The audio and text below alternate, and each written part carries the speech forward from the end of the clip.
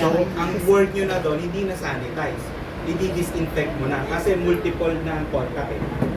Hindi na pwede yung i-sanitize na lang. Okay? Sanitation. Dapat lahat ng mga table malinis. Bago ipatong lahat to, malinis ang table, malinis lahat ng mga gamit. Okay? So, ito na yung proper. Trabaho na. Una, ma'am, good morning po. I am JP, your personal caregiver for today. So, kayo po ba si Miss Calvo? 18 years old po? Yes. Nakalagay po dito, ma'am, meron po kayong mababa po ang blood pressure. Anemic po kayo. Okay. Ano pong last na kinain niyo po today? Sausage. Bisaya, mangkaday. Sana, sausage. Nag-exercise po ba kayo ngayon, ma'am? Naglakad po? So, prepare ko lang po yung mga materials, ma'am, then sanitize ko lang po. So, yun na. Nasaan yung ano dyan? Apron. Ito na lang yung protection ko kay Calvo. Malinis naman si Ma'am Calvo. Maraming babae.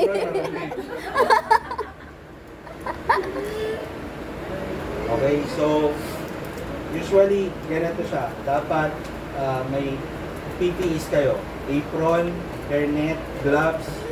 Yan. Mas Okay, mask. Especially mask.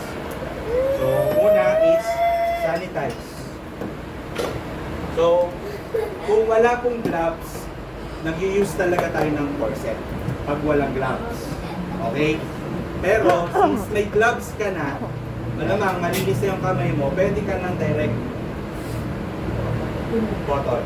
So, una, maglalagay ka dito ng cotton. Bakit po ka pala nag-iilis?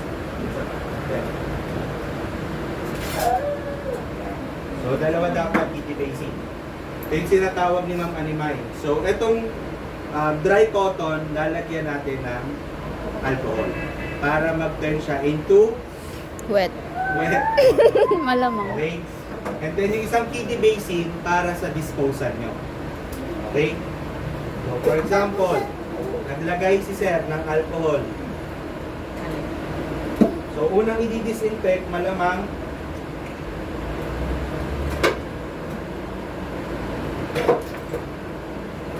ito. Ang hawak niyan, ito po.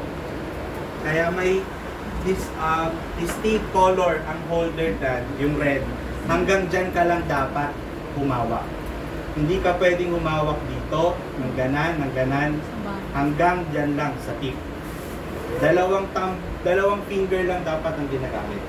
Okay? So, sa pag-ano po, kung hindi pa nagagamit, dapat ang principle natin sa pag-sanitize is from cleanest to dirtiest. So, pag ganun po, so automatic, ito po ang cleanest yan. Kasi hindi pa nagagamit eh. So, pag ganun po siya, discard. Wet na po ito ah. Assuming na wet. And then, pataas. Discard. Ito, kapas. Discard. Discard. Discard. Okay? So, ganun po yan. Then, pagka ganan, sanitize na, automatic dapat meron tayong pwedeng clean cloth or pwedeng pinaka-sanitized storage. So, sanitize na yan. Next. Wala po yung bilog-bilog. Yan yung bang isang yan.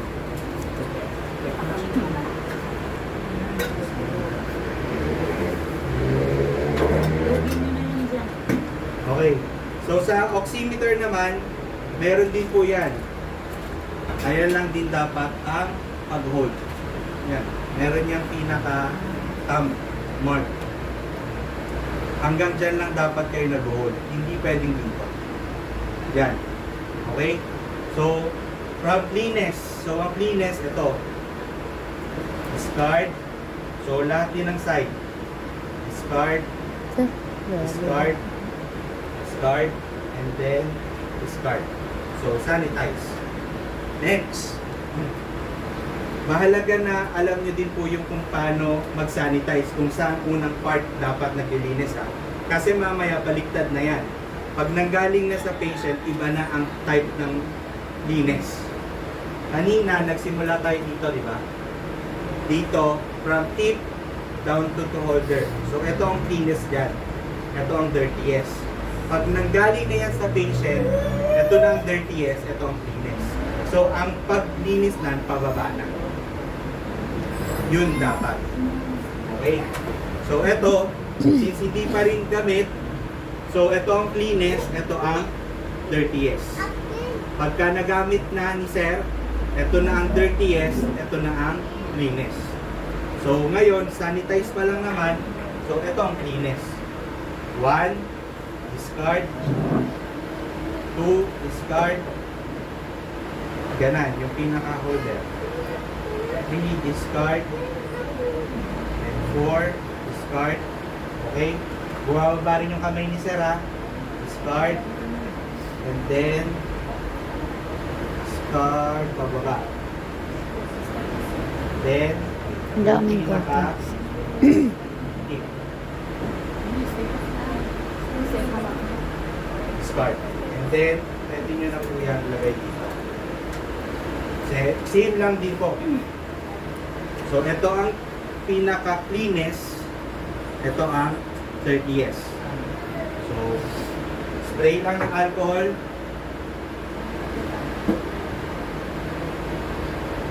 Then, 1, 2.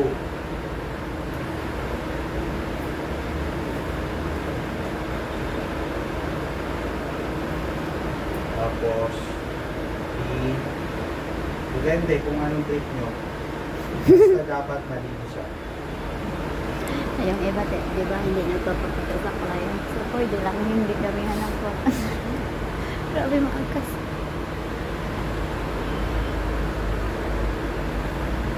So, yun ang process ng sanitation. So, ito, automatic. Saan ito lalagay? Babalik natin? Trash bin. Hindi, ibabalik dapat daw. Recycle. So, syempre, ilalagay niya yan sa pinaka trash bin. So, automatic okay na po yan. So, ngayon, unang iti-take, body temperature, OS. So, ma'am, okay na po ba? Consent, and then comfortness. Kasama yan. Okay? Okay lang po bang hawakan kayo, ma'am? Comfortness. Paano po wala? Body temperature nyo, and then sa oximeter. Also din po pagka nag-get po ako ng ginawa ko. Okay lang po? So, mag-hand wash lang po muna ako. Hand wash. Okay?